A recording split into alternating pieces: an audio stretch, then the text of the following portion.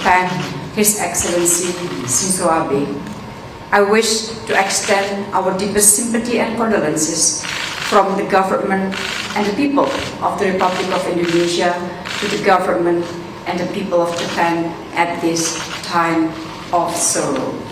His dedication to serving his country and people will always be remembered as a prime example for all. Colleagues, we have just concluded the G20 Foreign Ministers meeting, or FMM, under Indonesia presidency, which was convened here in Bali, Indonesia. All the G20 foreign ministers were present in Bali and participated in the meeting.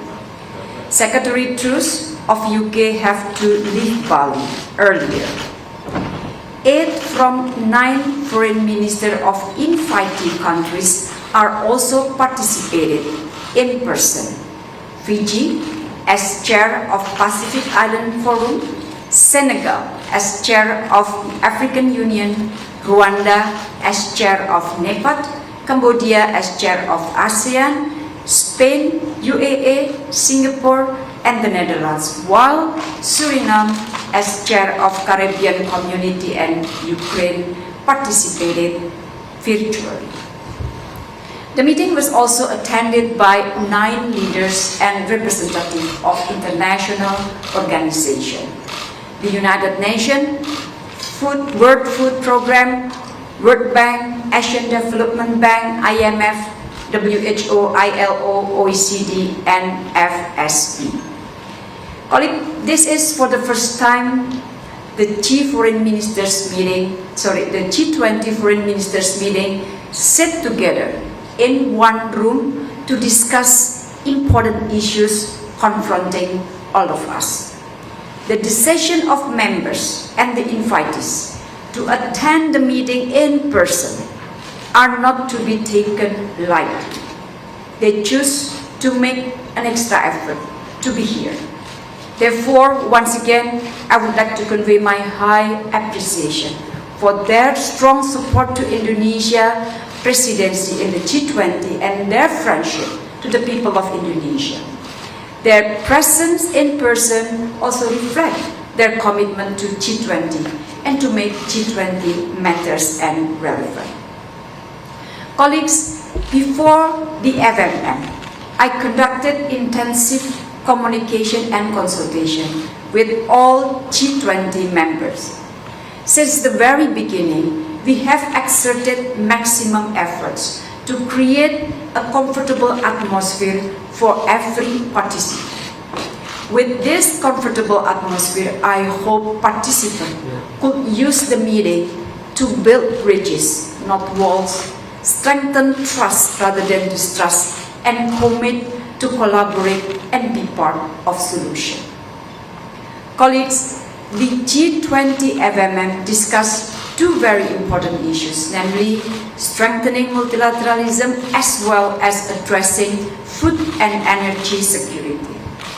For the first session, foreign ministers were briefed by the UN Secretary General Antonio Guterres and Professor Jeffrey Sachs of Columbia University to gain insight on how to revive the spirit of multilateralism in addressing pressing global challenges.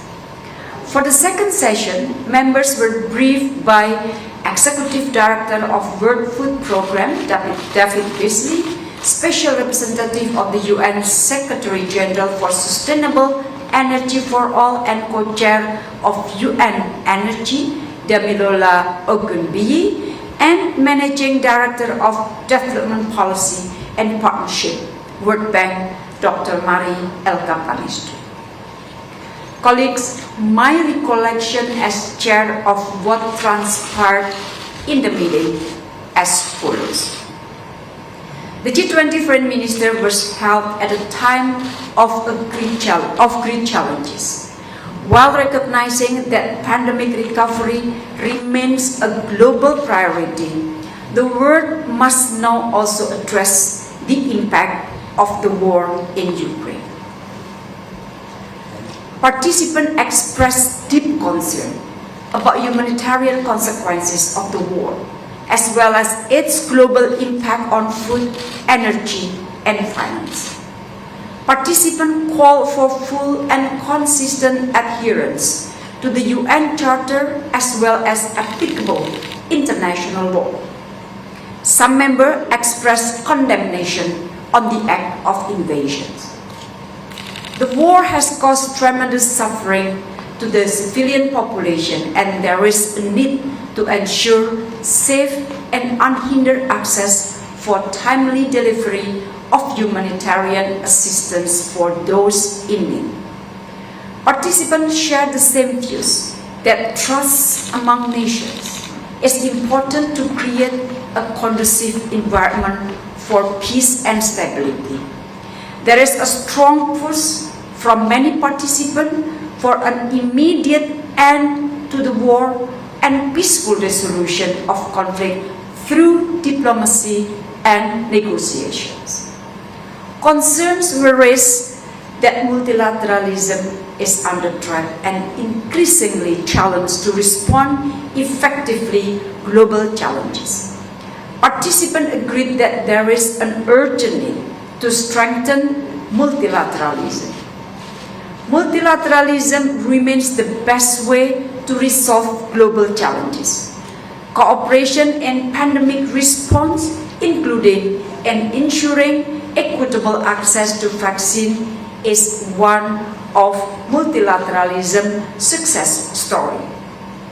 Political will and global collaboration are critical to ensure multilateralism delivers and benefit all countries.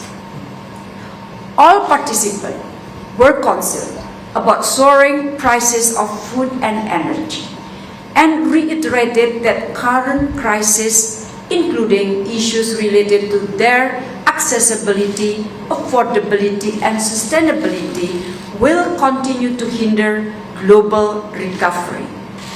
Developing countries will be the most affected, particularly low-income countries and small island developing countries. There is an urgent need to address global food supply chain disruption. Reintegrating food and fertilizer from Ukraine and Russia into global market is critical. Many participants expressed their support to the UN Secretary General's effort to providing safe passages, including through seaport.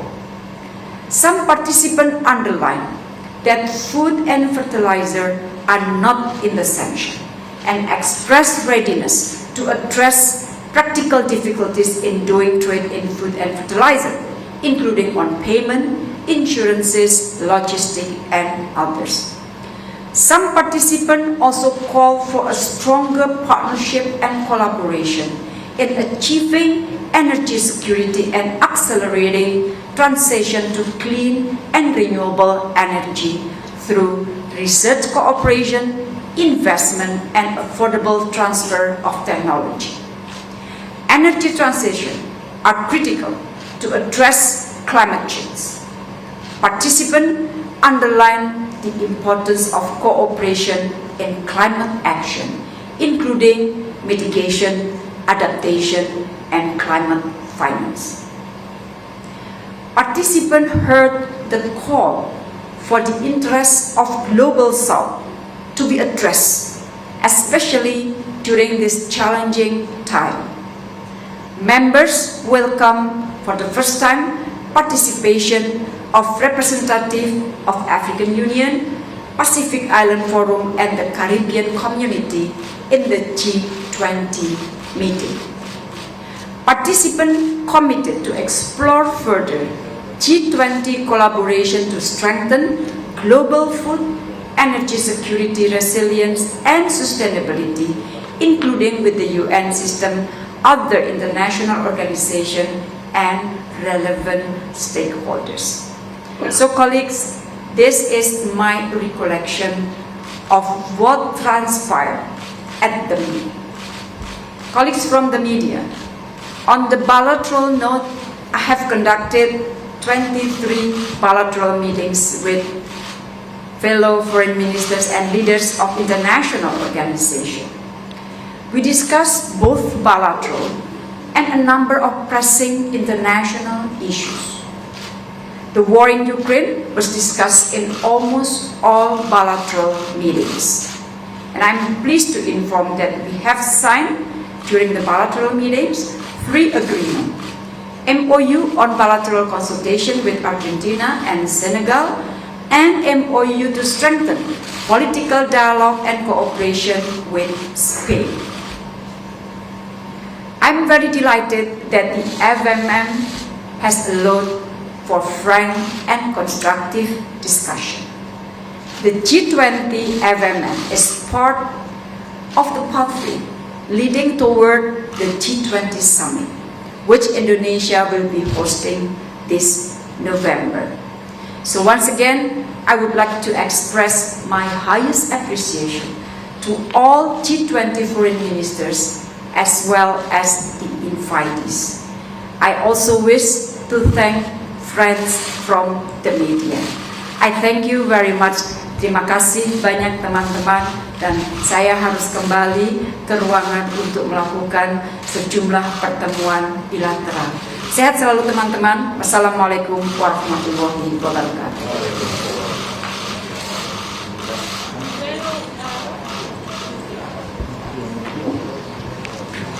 Thank you. Terima kasih semuanya. Thank you. Terima kasih Bu.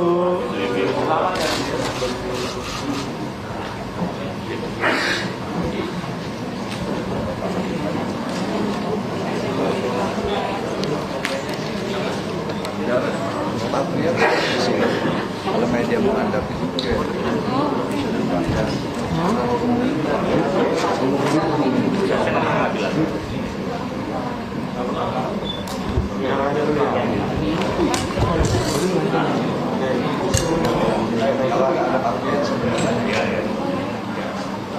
Mau dikasih tahu dari sini, Mas?